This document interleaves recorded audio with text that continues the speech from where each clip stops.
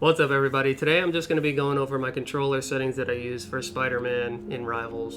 I've been getting a lot of questions about, what settings I use and what controller I use and the button binds that I use and all that stuff. And so I decided I'll just make a video to go over all those things for you guys in depth, and hopefully I can help you guys out. So if we head off over into our settings, you want to go over to your settings and make sure that you come over to controller, combat, and change to Spider-Man specifically. And so, starting off with the sensitivity, I play on 220 and 220. If you click on advanced down here, I actually use an exponential curve. I'll explain why I use exponential later on. But I've seen a lot of tutorials, and most people play on linear, which is also fine if you can control it better. Linear for me felt a little too fast when I had my sensitivity this high, and so it caused me to play on a lower sensitivity, which then didn't allow me to whip my aimer around and get out of situations that I needed to get out of, and it caused me to die a couple times. So exponential for me just felt better. If you click on your advanced settings, you can come down here and change how the curve is. If you go lower, obviously you see the difference. I have mine set to 12, and then I have my minimum and maximum input dead zone at 0. I have a brand new controller with Hall effect sticks, so I don't have any stick drift. If you have stick drift, obviously you just need to turn this up here until your stick drift is completely gone. But luckily for me, I can have mine all the way at 0. My max dead zone sensitivity boost is at 75. Essentially what this is when you pull your look stick to the maximum outer edge of the ring in any direction, it'll give you a boost in your sensitivity.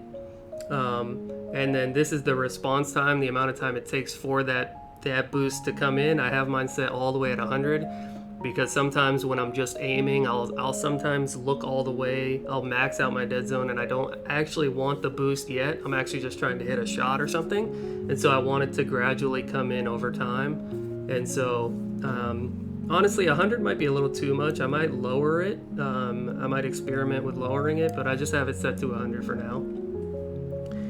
Then you scroll down here. These are all preference, whatever you want to do with this. This doesn't really matter. Your aim assist window size, I have mine at 100 so that it kicks in earlier and slows down my aimer earlier. The strength's at 100, and I have the ease in at 0. Also, I have this disabled. Now, for reticle, I've been asked a lot about my reticle. All my reticle is just a small cross that I have at a 45-degree angle. If you want to go into the advanced settings, you can see here. The width is at 7.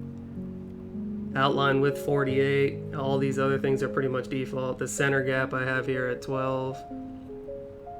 The length's at 7. And then I just have my crosshair angle at 45. Color is all the way up to you.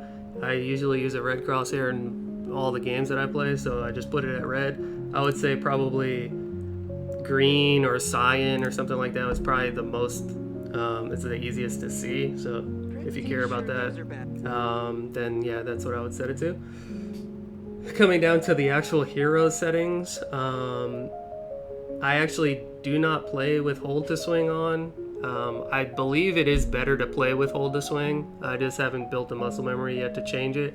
There's also a couple button combos and one-hit combos that you can do by canceling animations with your swing, and it only works with hold to swing on. So if you're just getting into Spider-Man and you don't have any muscle memory or any bad habits, I would definitely turn this on and learn the character with it on, so that you're just learning the best habits off rip. But as of right now, I just have hold to swing off. Automatic swing, obviously turn that off. If you've watched any Spider-Man tutorials or guides at all, everyone tells you to turn this off. You just don't want this on. You have a lot more freedom with where you're actually grappling if you have this off, so you just don't have this on, please. Hold to wall crawl, you definitely want this on. A lot of times if you're jumping, say you're jumping around a corner or you're jumping near a wall or something, you'll actually grab onto the wall and start crawling on it. This doesn't negate that completely, but it does get you off the wall instantly if you just tapped it, which is better than just getting on the wall and kind of getting stuck in some animation while you're crawling and dying because of it. So I have this on. These are also preference.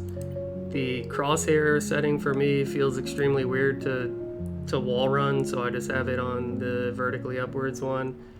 And then these down here are kind of preference as well. Now, for my actual button binds, I do use a controller with 2 paddles on the back. It's the GameSir Cyclone 2. I love the controller, but as long as you play with a controller with 2 paddles, then these button combos will work very well for you. If you don't have paddles or you don't play claw, Spider-Man's gonna be a very hard character for you, unfortunately. But yeah, these are just the button binds that I have. I have jump on A. I'm on an Xbox controller, so this would be X for you on PlayStation. My melee and my web cluster are RT and LT. These are default. Melee on my right stick. This is also default. Get over here, RB, LB. All these buttons allow me to never take my hands, or my thumbs, I should say, off of my thumbsticks. So that's kind of what you want to aim for. You never want to be doing an action and having to take your thumb off the aimer. And so all these button binds allow me to do all that. Now my amazing combo, which is your uppercut, I have on X, which is my back right paddle. Suit expulsion is when you have Venom on your team. I have that for my left stick. I just click my left stick in. I don't have a Venom very often anymore, but when you do have Venom, obviously Spider-Man becomes a lot better, and this is a very useful tool. My ultimate ability I have on left and right stick click or B. And yeah, that's pretty much it. My back left paddle also, by the way, is jump. So when I'm jumping around and doing all this other stuff, I never have to take my hand off of my stick. And I think that's kind of the main point you should take away from this is you want to make your button binds. If you don't have a scuff or you don't have a controller with paddles, you want to try and make your button binds as good as you can, to where you never have to take your thumb off your look stick or your move stick, so that you're constantly being able to move and aim and do all these actions while pressing all the buttons that you need to press. The reason that I use Exponential on Spider-Man is because I want to have the benefits of having a slow sensitivity when I barely move my stick, but also have the benefits of a very high sensitivity when I max out my dead zone.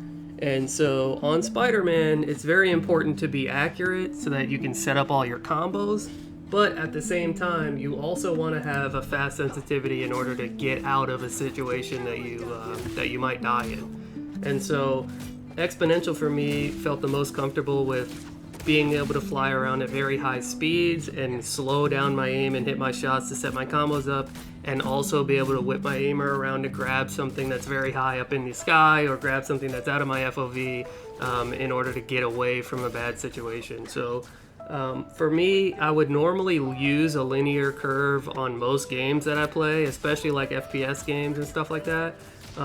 But for whatever reason on Spider-Man, for me, Exponential feels the best for consistency. But yeah, that's pretty much it for the tutorial, guys. I really hope this helped. I hope you enjoyed.